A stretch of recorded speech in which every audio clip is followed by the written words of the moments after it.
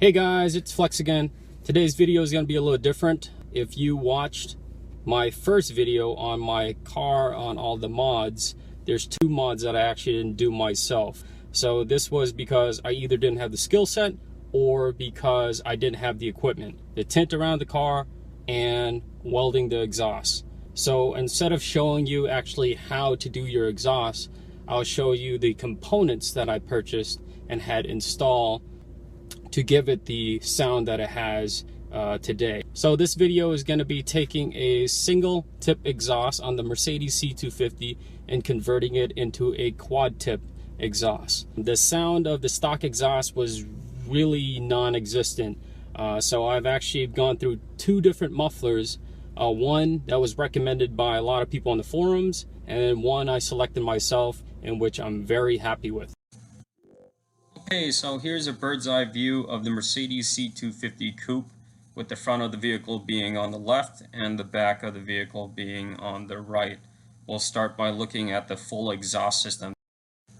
Starting from the front of the car, you have your engine, which leads into your main catalytic converter, which leads into your, I believe, the secondary cat or a resonator, followed by your main resonator, and then ultimately to the back of the car is your single muffler with single exhaust tip.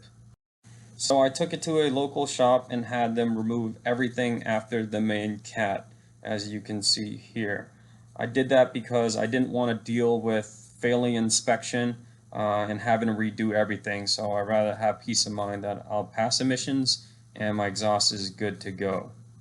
So next, the shop welded on a single inlet to dual outlet Magnaflow muffler. This was the muffler that was actually recommended by a lot of people in the forums. It's a single inlet to dual outlet straight through muffler, so you actually don't have any baffles. In most cars that would actually increase horsepower, but for the C250 I actually felt a decrease in power, and I want to assume that is because there was no back pressure to the engine. So this muffler sounded similar to the stock exhaust, with the volume turned up a couple notches.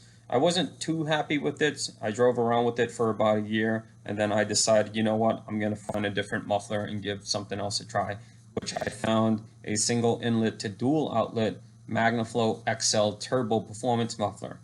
This muffler is different in the fact that it's baffled, so you actually do get some back pressure, and as soon as this was installed, I actually felt the surge in power again in my car. So once that was installed, it was piped all the way back to the rear of the car to a pair of quad tips that I purchased on eBay. The cool thing about the quad tips was they were 4-inch round quad tips. They're a lot different than the standard oval that you see on Mercedes. They were stainless steel, they were inexpensive, and also the setup was staggered, so it conformed kind of to the shape of the rear bumper. It also had a single inlet, so that married perfectly to the piping that the shop ran all the way to the back of the car. If I had to do it all over again, I'd probably select a different tip, something that had an offset inlet similar to the ones you see here. The reason being is in the back of the Mercedes C250 on the left side, the center inlet fits fine, but on the right side there's actually kind of a metal square box that interferes with the center inlet. So with an offset inlet, it would clear a lot better. Overall, I'm very happy with the way it came out. The sound is a lot throatier, a lot raspier. You don't get a lot of droning on the highway. I don't even think there's any existence of droning. And it only cost me about $200 in labor for the shop to weld all the bits and pieces. So here's some sound clips of the car, and hope you enjoy.